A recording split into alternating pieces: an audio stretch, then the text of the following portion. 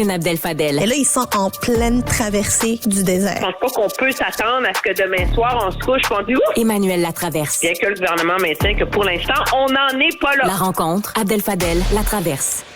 Emmanuel, le gouvernement provincial, notamment le premier ministre du Québec, est bien déçu de la décision du gouvernement Trudeau d'accorder directement de gré à gré un contrat à Boeing sans laisser Bombardier participer à l'appel d'offres. Oui, bien déçu, mais je vais t'avouer que moi, c'est une décision qui ne me surprend pas du tout pour plusieurs raisons. La première, c'est que c'est comme si le gouvernement fédéral était pris vraiment tactiquement entre l'écorce et l'arbre pour des impératifs géopolitiques. La première chose, c'est que c'est vrai qu'il y a des doutes sérieux à Ottawa sur le fait de donner un tel contrat à Bombardier, sa capacité, tout le reste. Est-ce qu'un appel d'offres aurait pu résoudre ça? Probablement, très certainement. En même temps, c'est un gouvernement fédéral qui veut mettre fin aux appels d'offres interminables, insoutenables et insolubles du ministère de la Défense depuis des dizaines de millions d'années. Alors, l'argument premier qui a été présenté pour résoudre les problèmes d'approvisionnement des Forces armées canadiennes et de ces appels d'offres interminables, c'est de dire arrêtez de dessiner des concepts de trucs extraordinairement précis que je commets.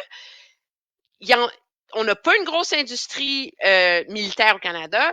Choisissez des modèles qu'on peut acheter qui sont déjà manufacturés, tu sais. Je veux dire, c'est plus facile d'aller t'acheter un tailleur si tu rentres chez Simons que si tu décides de le dessiner pour dessiner le tailleur de tous tes fantasmes. C'est un peu la même chose pour l'approvisionnement ministère. Je ramène ça à des choses qu'on connaît, toi et moi. Exact, on parle le même langage ici. On va vous épargner la conversation sur les séchoirs à cheveux, mais c'est un peu ça l'idée, là. C'est de dire, il y en a un, il existe et nos alliés l'utilisent. Alors, pourquoi prendre un risque quand on sait ce qu'on va avoir, malgré tous les défauts que comporte le Boeing, numéro 1. Numéro 2, le Canada fait partie des Five Eyes, hein, l'alliance des 5 pays, Canada, Australie, Grande-Bretagne, États-Unis, sur le partage de renseignements. Mais le Canada est exclu du groupe des 4, qui sont les 4 autres en vérité, qui, eux, font partie d'une alliance stratégique en vue de mettre sur pied, de profiter de sous-marins nucléaires qui seraient développés par l'Australie. Pourquoi le Canada a été exclu de ça? Ben, il y a plein de raisons, mais la plus évidente, c'est que le Canada ne fait pas sa part en termes d'investissement militaire. C'est que pourquoi encore donner gratis au Canada ce dans quoi nous on investit? Les 4 pays de ce groupe-là utilisent l'avion de Boeing. Donc, si le Canada essaie de recommencer à se positionner comme un joueur sérieux à ce niveau-là, je soupçonne qu'il y avait un calcul, qu'il y avait un risque stratégique à mettre ses pions dans le panier de Bombardier malgré toute la capacité de cet avion-là. Et donc, ça mis ensemble, je pense, contribue à expliquer la décision très impopulaire du gouvernement Trudeau parce que le problème aussi, c'est que les approvisionnements militaires deviennent toujours des enjeux politiques et ça le sera encore très certainement dans le cas de Bombardier parce que là, M. Trudeau va avoir et François Legault et Doug Ford sur le dos. Non, ça, c'est clair que c'est difficile d'être dans une telle position, mais il faut dire que Justin Trudeau, ils ont le don d'être dans des positions difficiles puis de pas vraiment être capable de justifier les raisons de leur décision. Tu voulais dire... Oui, non, c'est... Non, mais c'est ça. Je veux dire, c'est l'histoire du gouvernement Trudeau, mais c'est plus largement, je te dirais, l'histoire de l'approvisionnement militaire au Canada. Je veux dire, il faut se rappeler la saga des Sea Kings, qui ont coûté énormément de sièges au gouvernement Mulroney, que le gouvernement chrétien avait abandonné le contrat pour refaire un nouvel appel d'offres qui a pris des années à faire pour finalement redonner le contrat à la même compagnie. Ça ne s'invente pas. Puis avec les avions de chasse, on a vu la même chose. M. Harper qui avait donné le contrat des F-35 à Boeing, M. Trudeau qui a remis ça en question, qui a déchiré ce contrat-là, qui a refait un appel d'offres pour que... Ça nous coûte plus cher, puis on le donne à Boeing. Alors, je soupçonne que le gouvernement s'est dit, regardez, là, on va pas jouer dans le même film une autre fois. Tout le monde veut le Boeing. Tant pis, on paiera le prix politique avec ce qui viendra avec. Mais mettons que ça tombe à un mauvais moment pour un gouvernement dont la seule porte de sortie, c'est de s'accrocher aux appuis qu'il conserve au Québec. C'est certain que ça aide pas beaucoup. Parlant de la FAE, là, moi, je commence à avoir de la misère à suivre, Emmanuel. Il va falloir que tu m'expliques qu'est-ce qui se passe. La FAE est en grève générale illimitée. Hier, il y avait une rencontre entre le Front commun puis la ministre Lebel.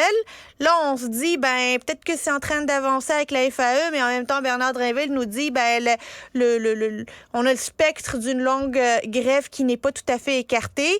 On entend la FAE qui dit qu'elle est toujours confiante de pouvoir signer avant le mois de Noël. Qu'est-ce qui se passe avec la FAE? Il y a de l'eau dans le gaz. C'est quand même surprenant. Parce que hier matin, la présidente de la FAE fait un long point de presse très détaillé, très, très costaud à Québec, où finalement, on ressort de l'exercice avec le fait que les négos n'avançaient pas vraiment. C'est ce qu'on disait hier. Il n'y avait pas de déblocage.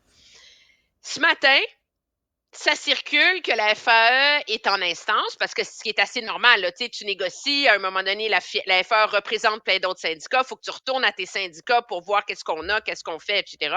Mais qu'une partie de la discussion va porter sur si on fait assez de progrès pour retourner au travail, le temps de finir de négocier, quitte à retourner en grève plus tard au mois de janvier. Mais parallèlement à ça, j'étais sur la route, j'entendais une entrevue avec une enseignante qui appartient à la FAE en Outaouais qui dit qu'ils ont reçu une communication formelle de leur syndicat disant qu'il n'était pas question de rentrer au travail. Mais j'ai l'impression qu'il y a des syndicats qui commencent à parler avec leurs membres avant d'avoir voté avec la FAE, parce que là, on a vu aussi... Ce que ça dit, c'est qu'on sait déjà qu'il y a des profs qui sont très mécontents de la stratégie.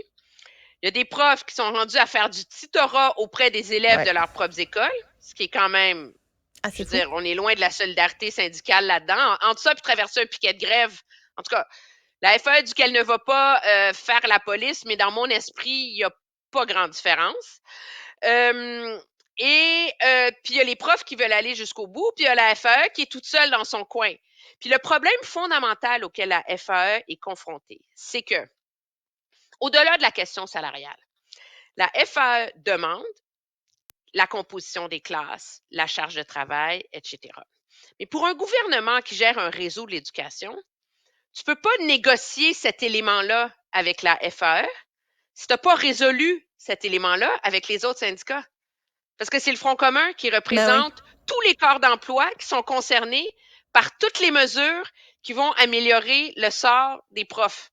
L'un est accroché à l'autre, la FAE a de toute façon, la FAE, c'est possible qu'ils soient dans une situation où ce qui va améliorer le sort de leurs propres membres, leurs conditions de travail, leurs conditions d'exercice, tout ça, ne va pas dépendre de ce que la FAE est capable de négocier, mais va dépendre de ce que les autres sont capables de négocier.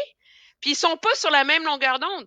Alors, tu es vraiment à la croisée des chemins, parce que ce que la FAE va dépendre du Front commun pour retourner ses enseignants au travail, elle est un peu otage, et je pense que c'est dans ce contexte-là que veut pas, elle est obligée de revoir sa stratégie dans ce contexte-là, parce que, je veux dire, au-delà de 10 jours de classe manquée, il va devenir extrêmement difficile de pouvoir rattraper le temps perdu à l'intérieur du calendrier actuel, ça c'est certain. Et ça fait perdre de la sympathie, on s'en rappelle. Emmanuel Latraverse, toujours un plaisir. À très bientôt. Très bien, au revoir.